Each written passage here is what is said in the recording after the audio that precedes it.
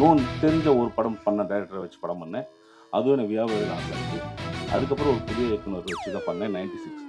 இன்னைக்கு இந்த மேடையில் நான் வந்து உட்காந்து பேசுறதுக்கு என்னோட புதிய இயக்குனர் வச்சு 96ன்னு ஒன்று படம் ஒன்று தான். ஸோ இப்போ நான் புதிய இயக்குநர்களை வச்சு ஏன் பண்ணேன் அப்படின்னு கேட்டால், எனக்கு வந்து நான் வந்து ஆரம்பத்தில் சினிமாவில் வந்து பல கம்பெனியில் பல பல மணி நேரம் காத்திருந்து ஒவ்வொரு பிஸ்னஸும் ஒவ்வொரு இதெல்லாம் பண்ணி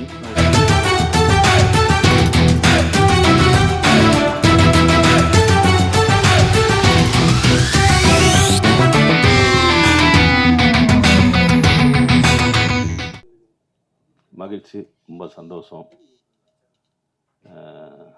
பத்திரிகை நண்பருக்கும் மேடையில் அமைந்திருக்கும் ஐயா, ரொம்பலாம் பேச தெரியாது, மனசில் தோணுதை சொல்கிறேன். இந்த மேடையில் வந்திருக்கதை ரொம்ப பெருமையாக நினைக்கிறேன். நீங்கள் இந்த மேடைக்கு வருவீங்கன்னு எனக்கு நேற்று தான் தெரியும். அதில் இந்த மேடையில் வர மிக மகிழ்ச்சியாக ஒரு மிக சிறந்த பெரிய தலைவர், ரொம்ப பெருமையாக நான் ஃபீல் பண்ணுறேன். என்னுடைய இயக்குனர் ராஜகோபால் சாருக்கும் ரொம்ப நன்றி இந்த மேடைக்கு வந்ததுக்கு. இந்த மேடைக்கு வந்ததுக்கு சிங்கப்பூர் துறைராஜ் ஒரு காரணமாக இருந்தாலும் அதை நான் அவருக்கு ஒரு மிக்க நன்றியை சொல்லிக்கிறேன். இந்த மேடை மிக சிறப்பான ஒரு மேடையாக, ரொம்ப மகிழ்ச்சியான ஒரு மேடையாக, ரொம்ப புத்துணர்ச்சியான மேடையாக, அறிவு சார்ந்த மேடையாக நான் அதை பார்க்குறேன். சந்தோஷ் சார் டைரக்டர் சொன்ன எந்த ஒரு பாயிண்ட்லேயுமே நான் இல்லை, அதை நான் முதல் ஃபஸ்ட் சொல்லிக்கிறேன். நான் ஒரு தயாரிப்பாளனாக 5 படம் பண்ணியிருக்கேன். ஒரு எக்ஸிக்யூட்டிவ் ப்ரொடியூசர் கம் தயாரிப்பாளராக ஒரு 5 படம் பண்ணியிருக்கேன். என்னுடைய கடைசி படம் வந்து 96. அதுக்கப்புறம் நாடோடிகள் 2ன்னு ஒரு படத்தை வந்து நான் தமிழ்நாடு ரைட்ஸ் வாங்கி பண்ணேன். அந்த படத்தை மொத்தம் அது கதையை கேட்காம பண்ண படம். அந்த படம் ஓடல. நான் வந்து சென்னைக்கு வந்து ஒரு 20 வயசுலேயே சின்னதாக ரெப்ரஸன்டேட்டிவாக இருந்து, சாதாரணமாக இருந்து, ஒரு சின்ன படங்களை விலைக்கு வாங்கி பார்த்து டிஸ்ட்ரிபியூஷன், இங்கிலீஷ் படங்கள் இப்படி படிப்படியாக வந்து டிஸ்ட்ரிபியூட்டராக இருந்து, சேதுன்னு ஒரு படத்தை நார்த் சவுத் டிஸ்ட்ரிபியூஷன் பண்ணிவிட்டு அப்படியே வளர்ந்து, அப்படியே வந்து ஒரு டிஸ்ட்ரிபியூட்டராக இருக்கும்போதே நம்ம ஒரு படத்தை கணிக்கிறோம், ஒரு தயாரிப்பாளராக வரலாமேன்னு சொல்லி தயாரிப்பாளராக வந்து ஃபஸ்ட்டு படம் கலாப காதலன். அந்த படத்துக்கு நான் எக்ஸிக்யூட்டிவ் ப்ரொடியூசர் தான். ஆனால் அது அந்த தயாரிப்பாளரே கடைசியில் அந்த படத்தை எனக்கு கொடுத்துன்னு எனக்கு ஒரு தயாரிப்பாளராக அங்கீகாரத்தை கொடுத்துட்டாரு. நான் அப்படி நான் இருக்க மாட்டேன்னு சொல்லி அப்புறம் திருப்பியும் எக்ஸிக்யூட்டிவ் ப்ரொடியூசராக ஒரு 4 படம் பண்ணேன். கடைசி படம் அதில் சில்லுன்னு ஒரு சந்திப்பு. இப்படி கொஞ்சம் கொஞ்சமாக வளர்ந்தேன். அதுக்கப்புறம் ஃபஸ்ட்டு படம் என்னுடைய இண்டிவிஜுவலாக ரொம்ப சினிமாவை விட்டே போயிடலாம், சில்லுன்னு ஒரு சந்திப்பு, விமல், ஓவியா இவங்களாம் நடித்து ஒரு படம் பண்ணேன். அந்த படத்தோட என்னோட டோட்டல் கேரியரும் காலி. அது வந்து ஒரு புதிய இயக்குனர் தான். நான் பண்ண 10 இயக்குனரில் 8 இயக்குனர் புதிய இயக்குனர்கள் தான். அதில் புதிய மியூசிக் டைரக்டர் கிட்டத்தட்ட ஒரு 6 புதிய மியூசிக் டைரக்டர் தான். என்னோட முதல் வெற்றி படம் ரோமியோ ஜூலியட். அது வந்து ஒரு புதிய டைரக்டர் தான். அதில் வந்து மற்றவங்களாம் ஒரு சிலர்லாம் வந்து புதியவர்கள் தான். என்னுடைய எல்லா படங்களையுமே மேக்ஸிமம் புதியவர்கள் தான். அதுக்கப்புறம் அதுக்கப்புறம் ஒரு நோன் டைரக்டர் சுராஜ் சாரை வச்சு பண்ணேன், கத்தி சண்டைன்னு ஒரு படம். அது வியாபார ரீதியாக பெரிய நஷ்டத்தை ஏற்படுத்திச்சு. அதுக்கப்புறம் வந்து தெரிஞ்ச ஒரு படம் பண்ண டைரக்டரை வச்சு படம் பண்ணேன். அதுவும் எனக்கு வியாபாரத்தில் ஆசாச்சு. அதுக்கப்புறம் ஒரு புதிய இயக்குனர் வச்சு தான் பண்ணேன் 96. இன்றைக்கி இந்த மேடையில் நான் வந்து உட்காந்து பேசுகிறதுக்கு என்னுடைய புதிய இயக்குனர் வச்சு 96ன்னு ஒன்று படம் பண்ண தான். ஸோ இப்படி நான் புதிய இயக்குநர்களை வச்சு ஏன் பண்ணேன் அப்படின்னு கேட்டால், எனக்கு வந்து நான் வந்து ஆரம்பத்தில் சினிமாவில் வந்து பல கம்பெனியில் பல மணி நேரம் காத்திருந்து ஒவ்வொரு பிஸ்னஸும் ஒவ்வொரு இதெல்லாம் பண்ணி நான் கொஞ்சம் அட்வர்டைஸிங்லாம் இருந்தேன். அதெல்லாம் பண்ணும்போது அதை பார்க்கும்போது நம்ம ஆஃபீஸில் யாரும் வந்து உட்காரக்கூடாது, நம்ம வந்து ஒரு புதிய இயக்குநர்களை உருவாக்கணும், புதிய டெக்னீஷியனை உருவாக்கணுன்ட்டு நிறைய பேர்த்த உருவாக்கியிருக்கேன். ஒரு சிலர் மிக சிறந்த இடத்துல இருக்காங்க, ஒரு சிலர் மிக சிறந்த இடத்துக்கு வரல. இங்கே வந்து இதெல்லாம் எதுக்கு சொல்லிட்டு இருக்குன்னா, இந்த ஃபங்க்ஷனுக்கு நான் இதெல்லாம் அப்படி என்னோடய லைஃப் முடிஞ்சிச்சு.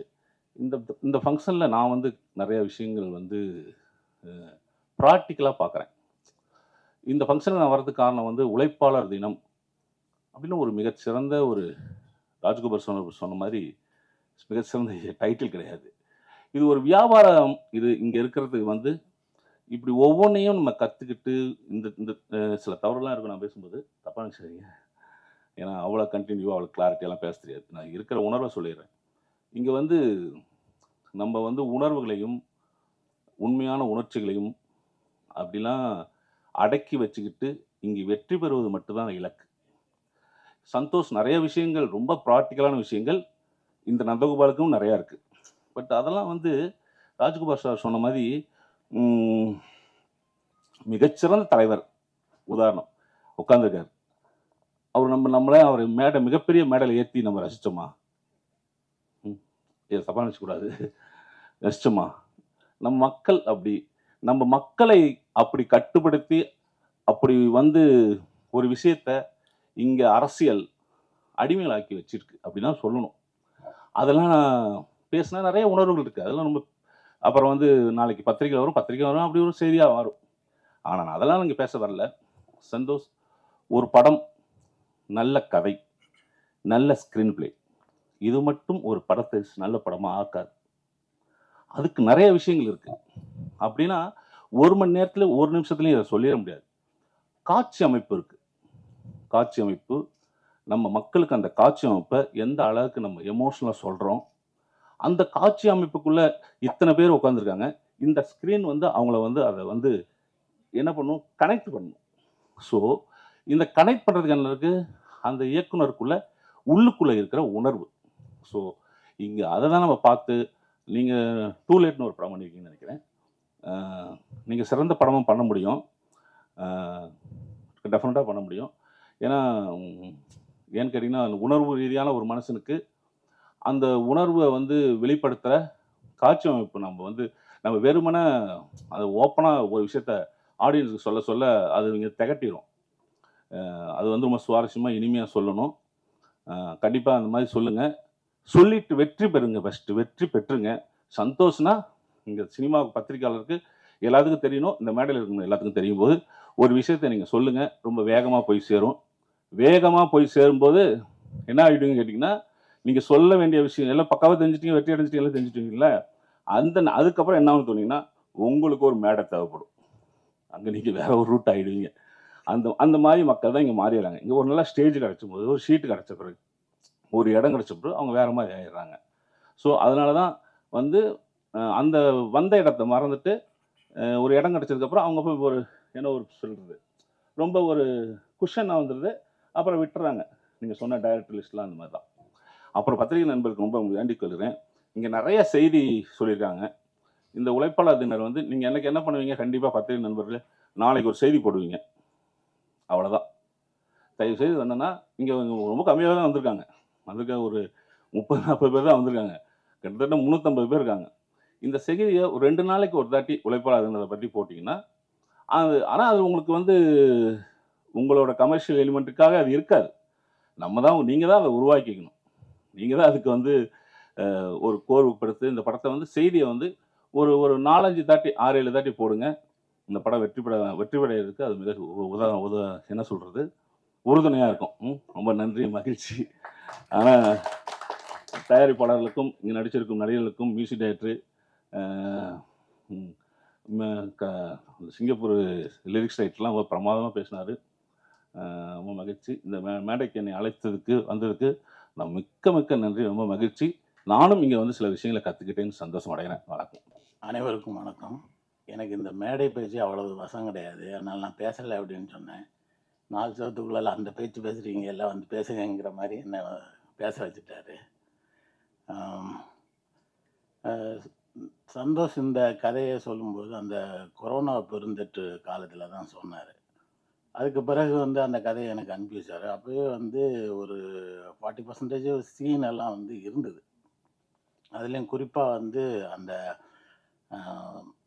சிங்கப்பூர் சார்ந்த அந்த பகுதிகளில் உள்ளது அவருக்கு ஓரளவு ஐடியா இருந்தது. அது எல்லாமே பண்ணியிருந்தார். அதனால் என்னோடய வேலையை வந்து கொஞ்சம் கம்மியாக தான் இருந்துச்சு. ஒரு தொழிலாளி எதற்கு வந்து வெளிநாடு போகிறான்னா அதுக்கு பின்னால் ஒரே ஒரு நோக்கம்தான், சம்பாதிக்கணும், நல்லா சம்பாதிச்சு ஊரில் வந்து மனைவி பிள்ளை அப்படின்னு செட்டில் ஆகணும் அப்படிங்கிறது தான். அந்த நோக்கம் வந்து சிலருக்கு நிறைவேறும், பலருக்கு நிறைவேறாது. அதே மாதிரி ஊரில் வந்து ஒரு என்ன சொல்கிறது, ஒரு அவமானத்தை சந்திச்சிருப்பாங்க. வெளிநாட்டில் போய் சம்பாதிச்சுட்டு யார் நம்ம அவமானப்படுத்தினாங்களோ அவங்க முன்னாடி நல்லா வாழ்ந்து காமிக்கணும் அப்படின்னு ஒரு நோக்கம் இருக்கும். இதில் உறவுகள் நண்பர்கள்ட்ட கசப்பான அனுபவத்தை பெற்றிருப்பாங்க.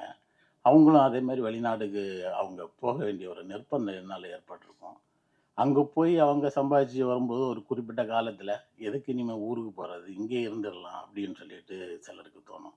இப்படி ஒவ்வொரு தொழிலாளிக்கு பின்னாடியும் ஒரு கதை இருக்குது, ஒரு உணர்வுபூர்வமான நிகழ்ச்சிகள் இருக்குது, ஒரு வழி இருக்குது. இதை தான் இந்த படத்தில் வந்து சந்தோஷ் வந்து காட்சிப்படுத்தியிருக்கிறாரு. இந்த படத்தில் அரசியல் படமா இது அப்படின்னு கேட்டால் அரசியல் படம் கிடையாது. ஆனால் இன்னைக்கு ஒரு சாமானியனும் ஒரு அரசியல் இடையீடு இல்லாமல் ஒரு தினத்தை கடக்கவே முடியாது. அதே மாதிரி இந்த படத்தோட கதாநாயகனுக்கும் ஒரு அரசியல் இடையீடு வருது. அதை ஒட்டி வந்து ஒரு அரசியல் சார்ந்த ஒரு லேயர் இந்த படத்தில் இருக்குது. சுமார் ஒரு 2000ல் ஒரு 24 வருஷங்கள் ஆகுது. அப்போ நான் ஒரு சின்ன ஒரு ஷார்ட் ஸ்டோரி எழுதியிருந்தேன். அந்த ஷார்ட் ஸ்டோரியில் ஒரு கம்யூனிஸ்ட் கதாபாத்திரம் வரும். அதை நான் பகடி பண்ணியிருந்தேன், நையாண்டி பண்ணியிருந்தேன். அது பிரசுரமாச்சு. அது சிறு பத்திரிகையில் வந்தது, நவீன விருட்சம். அப்புறம் அப்போது எனக்கு அதை பற்றி எதுவும் இல்லை. ஆனால் கொஞ்ச நாள் கழித்து நம்ம ஏன் அதை அப்படி எழுதணும் அப்படின்னு ஒரு கேள்வி வந்துச்சு. அதுக்கு காரணம் நான் வந்து பிறந்து வளர்ந்தது எல்லாமே தென் தமிழகத்தில் இருக்கிற அந்த விளவங்கோடு தொகுதியில். அது ஒரு ஹார்ட்கோர் வந்து கம்யூனிஸ்ட் ஏரியா. எங்கள் அப்பா ஒரு தீவிர கம்யூனிஸ்ட்டு, எங்கள் குடும்பமே கம்யூனிஸ்ட்டு வாக்கு கேட்டு வாக்கு போட்டு வளர்ந்தவன் நான். அப்போ நாம் ஏன் வந்து இதை பண்ணணும் அப்படிங்கிற அந்த கேள்வி பல்வேறு விஷயங்களுக்கு ஒரு பதிலாக எனக்கு இருந்தது. உதாரணமாக ஒரு அரசியல்வாதி ஒரு 100 கார்கள் வச்சு ஒரு பவனி வரான்னு வைங்க, பூவெல்லாம் போடுறாங்க, மக்கள் கூட்டம் இருக்குது. இப்படி இருந்தால் அதை இந்த பொது சமூகம் எப்படி பார்க்கும்? இந்த ஊடகங்களை பொறுத்த வரைக்கும் வழக்கம் போல் கோவை இது என்ன சொல்கிறது, திணறியது, சென்னை கலங்கியது இப்படின்னு போடுவாங்க. ஒரு வெகுஜனம் எப்படி பார்க்குவோன்னா அவங்களும் வந்து ரொம்ப மாஸ் காட்டிட்டார்ல அப்படிங்கிற மாதிரி தான் சொல்லணும். ஏன்னா ஒரு 100 ரன் ஒரு கிரிக்கெட் வீரர் அடித்தா அது ஒரு பெரிய விஷயம். ஒரு படம் 100 நாள் ஓடினா பெரிய விஷயம். அதே மாதிரி ஒரு 100 காரு தொடர ஒரு ஆள் வந்தால் அதை அந்த மாதிரி தான் பார்ப்போம். அதே விஷயத்த அதாவது ஒரு 100 காரில் ஒரு கம்யூனிஸ்டால் தலைவரால் வர முடியுமா? தோழர் ஐயா நல்லக்கண்ணுவால் வர முடியுமா? இல்லை தோழர் இது ராமகிருஷ்ணன் அவர்களால் வர முடியுமா? முடியாது. அப்படியே வந்தாலும் இந்த சமூகம் என்ன சொல்லும்? ஒரு கம்யூனிஸ்ட் எப்படி இந்த மாதிரி ஆடம்பரமாக இருக்கிறாரு, அவங்க எளிமை தானே சொல்லுவாங்க. அப்படி தான் வந்து சொல்லுவாங்க. ஸோ ரெண்டுமே ஒரே விஷயம் தான், ஒரே 100 கார் தான், இதுவும் 100 கார் தான். ஆனால் ஒன்று நம்ம ஒரு புது புத்தியிலேருந்து பார்க்கணும், ஆனால் இன்னொன்று நம்ம ஒரு பொலிட்டிக்கல் ஐடியாலஜிலேருந்து பார்க்கணும். இது எப்படி வந்தது? அதுக்கு காரணம் கொள்கை. இப்போ கம்யூனிஸ்டுன்னா ஒரு ஒரு குறிப்பிட்ட ஒரு கொள்கை இருக்குது, ஒரு நிலையான ஒரு கொள்கை இருக்குது. அப்புறம் இந்த கம்யூனிஸ்டுகள் தங்களுடைய வாழ்க்கையினாலும் மக்கள் போராட்டங்கள்னாலும் அவங்க ஒரு மதிப்பீட்டை வந்து செட் பண்ணி வச்சுருக்கிறாங்க. அது எல்லாருக்குமே தெரியும். கம்யூனிஸ்டுன்னா மக்களுக்காக நிற்பார்கள், மக்களுக்காக போராடுவார்கள், மக்களுக்காக பக்கம்தான் எப்போவுமே நிற்பாங்க. ஆடம்பரம் போன்றவற்றிலிருந்து அந்நியப்பட்டவர்கள் அவர்கள் அப்படிங்கிறது ஒரு சாமானியருக்கே தெரியும். அதனால தான் அவங்க ஒன்று செய்யும்போது அவங்களோட அந்த மதிப்பீட்டிலேருந்து விலகி இருக்கும்போது ஒரு சாமானியனே வந்து அங்கே வந்து எதிர்க்கிறாங்க. இன்னும் சரியாக சொல்லணும்னா கம்யூனிஸ்டுகள் ஒரு சாமானியனும் அவர்களை கேள்வி கேட்க விமர்சனம் பண்ணக்கூடிய அளவில் மக்களுக்கு பக்கத்தில் இருக்கிறாங்க. அப்படியா வந்து தங்களை மாற்றி வைத்திருக்கிறார்கள். அதனால தான் நம்ம ஈஸியாக அவங்கள பார்த்து சில கொஸ்டின்ஸ் கேட்கலாம். தமிழ் சினிமா கூட இப்படி தான் இருக்குது. இதை நீங்கள் தமிழ் சினிமா பற்றி சொல்லும்போது இன்னும் நல்லா புரிஞ்சுக்க முடியும். அதாவது இங்கே தமிழ் சினிமா ஒட்டுமொத்தமாக சொல்ல சூப்பர் ஹீரோ இருக்குது, சினிமாஸ் இருக்குது, மாஸ் ஹீரோஸ் நடிக்கிற படங்கள் இருக்குது. இதை எல்லாத்தையுமே நம்ம கொண்டாட்டமாக பார்க்குறோம். அங்கே பறப்பாங்க, ஒரு 4 லாரி ஆட்களை அடிப்பாங்க, அதையெல்லாமே கொண்டாட்டமாக பார்க்குற நம்ம லாஜிக் பற்றி எதுவுமே யோசிக்க மாட்டோம். ஆனால் ஒரு இயல்பான வாழ்க்கையை காமிக்கிற ஒரு படத்தை நம்ம எடுத்தோம்னு சொன்னால் அதில் நிறைய லாஜிக் இருக்குது. நம்ம ஏன் இது இப்படி இருக்குது, இது ஒரு குற்றச்சாட்டாகவே தமிழ் சினிமாவில் தொன்று தொட்டு இருந்துட்டு வருது. ஒரு வணிக சினிமா எடுத்தால் அது ஒரு கேளிக்கைக்காக எடுக்கிற படத்தில் அவ்வளோ லாஜிக் மிஸ்டேக் இருக்குது, ஆனால் அதை கொண்டாடுறீங்க. ஆனால் ஒரு வாழ்வியலை சொல்கிற ஒரு படத்தை எடுத்தால் அதில் ஒரு சின்ன விஷயத்துக்கும் லாஜிக் பார்க்குறீங்களே அப்படிங்கிற குற்றச்சாட்டு நான் இல்லை, அதுக்கு தொன்று தொட்டே இருந்துட்டு இருக்கு. ஆனால் இது இப்படி தான் இருக்கும். இதுதான் இதோட நியதி. உதாரணமாக நம்ம ஒரு குழந்தைகிட்ட அந்த பாட்டி வடை சுடுற கதை இருக்கு இல்லையா? பாட்டி ஒரு ஊரில் ஒரு பாட்டி வடை சுட்டாங்க. அது வந்து காக்கா எடுத்துகிட்டு போச்சு. நரி போய் இது காக்காவுக்கு ஒரு பாட்டு பாடுன்னு சொல்கிற அந்த அந்த பாட்டி வடை சுட்ட கதை. அது ஒரு குழந்தைகிட்ட சொன்னால் எந்த குழந்தையும் அதை ரசித்து கேட்கும். ஆனால் அதே குழந்தைகிட்ட போய் நம்ம பாட்டி இருக்காங்கல்ல, அவங்க இன்னைக்கு வந்து வடை சுட்டாங்க. ஒரு காக்கா எடுத்துகிட்டு போச்சு. நம்ம வீட்டு டாமி இருக்குல்ல, டாமி, அது போய் காக்கா கிட்ட காக்காவுக்கு ஒரு பாட்டு பாடுது சொல்லிச்சு. அப்படி சொல்லி பாருங்க, எந்த குழந்தையும் நம்பாது. அது கேட்கும், நம்ம வீட்டு டாம் எப்படி வந்து பேசும் அப்படின்னு சொல்லிட்டு. ஸோ நீங்கள் ஏன் அது எங்கேயோ ஒரு பாட்டி எங்கேயோ ஒரு வடை சுடுற டைமு அந்த கதையில் வந்து நரி பேசலாம், காகம் வந்து பாடலாம். ஆனால் நம்மளுடைய வாழ்வியலை பிரதிபலிக்கிற ஒரு படத்தில் அந்த வாழ்வியலை நடைமுறை யதார்த்தத்தை ஒட்டிய கேள்விகள் கேட்கப்படும். இதுதான் வந்து முக்கியம். அதே மாதிரி ஒரு அரசியல் கட்சி எப்போ நடைமுறை யதார்த்தத்தை புரிந்து அந்த மக்களோடு மக்களாக நின்று ஒரு போராட்டத்தை பண்ணும்போது, அவர்களுக்காக பேசும்போது, அந்த நடைமுறை யதார்த்தத்தில் இருக்கிற எல்லா விஷயங்களுக்கும் அவங்கள கேள்வி கேட்பாங்க. அதனால மாடியில் இருந்து கை காமிக்கிறவங்கள்ட்ட இந்த கேள்வியெல்லாம் கேட்க மாட்டாங்க. ஸோ இது அவங்களுக்கான ப்ரிவிலேஜ். நமக்கு ஏன் இல்லை அப்படின்னு வருத்தப்படக்கூடாது. இந்த கேள்விகள் கேட்கறது நாம் நிறைய ஜனநாயக பூர்வமாக இருக்கிறவங்கள்ட்ட மட்டும்தான் கேட்க முடியும். மற்றவங்கள்ட்ட கேட்க முடியாது. இன்னைக்கு ஒரு ரவுடி இருக்கிறான், அவன் வந்து மோசமான வார்த்தைகளில் பேசுவான். இன்னொரு தன்மையான மனிதர், அவருக்கு ஜனநாயகம் தெரியும், நீதி நியாயம் பேசுகிறவர். அந்த ரவுடி நம்மளை பார்த்து ஒரு கெட்ட வார்த்தைகள் பேசினா நாம் அதிர்ச்சி ஆக மாட்டோம். ஏன்னா அவன் எல்லார்ட்டையும் அப்படி தான் பேசுவான். அங்கே போய் பேசுறது கூட நம்ம போக மாட்டோம். ஏன் நான் போனால் அங்கே அவன்கிட்ட வந்து அவனுக்கு தான் அந்த ஜனநாயகமே கிடையாது. அவங்ககிட்ட அப்போ நமக்கு கோபம் இல்லையா? நமக்குன்னு வந்து ஒரு சுயமரியாதை இல்லையா? எல்லாமே இருக்குது.